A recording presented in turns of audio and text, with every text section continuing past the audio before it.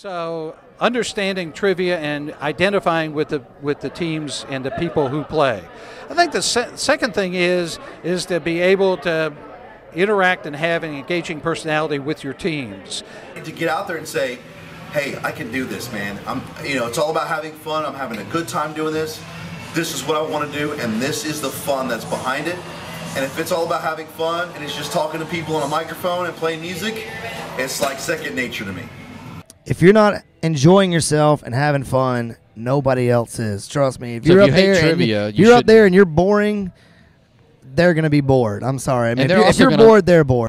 Go up there, have fun with it. Don't even consider it a job. Come up there, have fun, enjoy yourself, and people notice that, and they'll come back and they'll enjoy themselves more. So If I look like I'm having a good time, Sure. then they'll have a good time.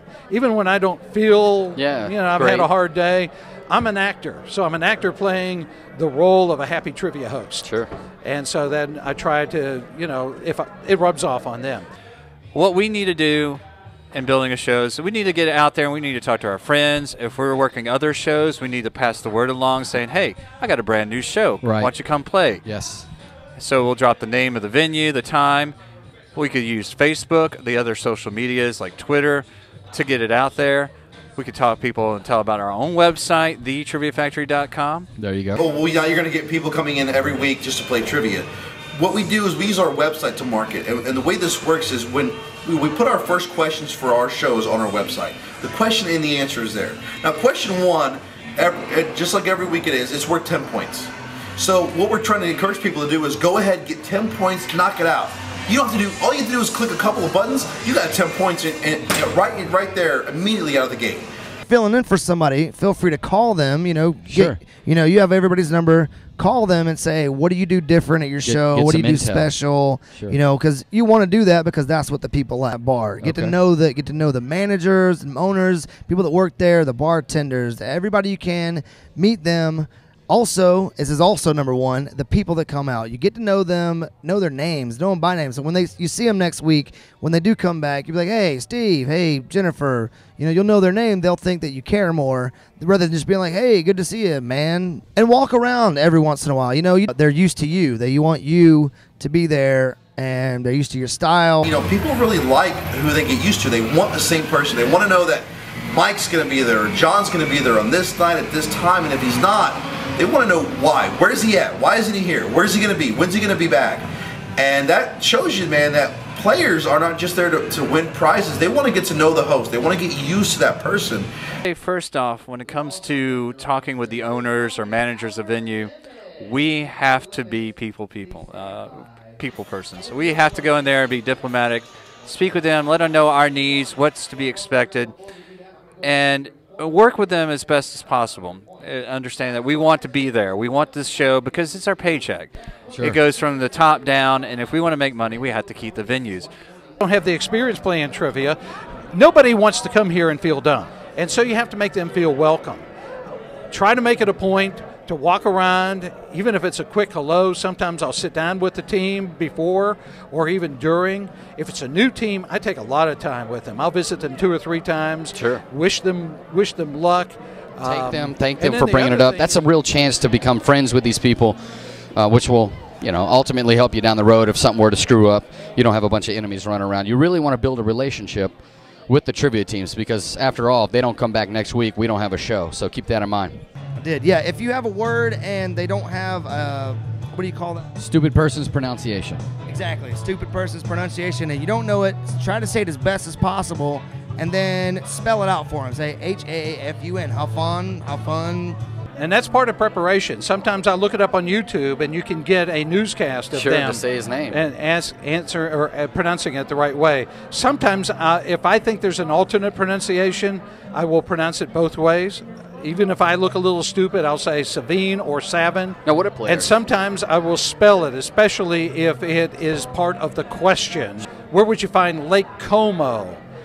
I might say that if you want me to spell it, it's COMO. And sometimes you won't get the pronunciation right, and then I'll make a joke about it or just say, oh, somebody just corrected me. Sure. It's actually Kumo, but I'm from Georgia, so I'll pronounce it Como, and everybody gets a laugh. Well, what I like to do is if you start getting behind, first thing you got to do is calm down. 1 minute left to get those answers in, everybody. 1 minute.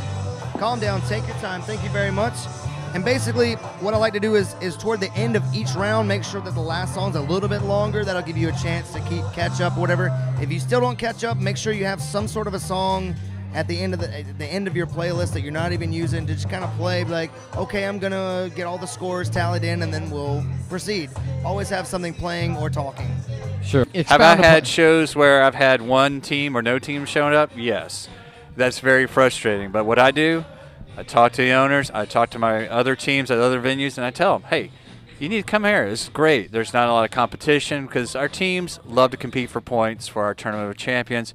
So if they need to get those points, I tell them about the venues that don't have a lot of teams. All the time, but if I'm at a place where there aren't a lot of teams, Sure. I want them to feel the competitive spirit, and so You'll add a team. that team will never win. Yeah, sure, but, absolutely. But it adds to the excitement. And then that's another little technique. The real last place team has no idea that they're exactly, not so in that the place. last place team doesn't feel like they're really don't know that they're in the last. Do you place. have your generic team name that you use every week? Skinny Gotcha? Skinny. Oh, I call it the preacher technique. okay.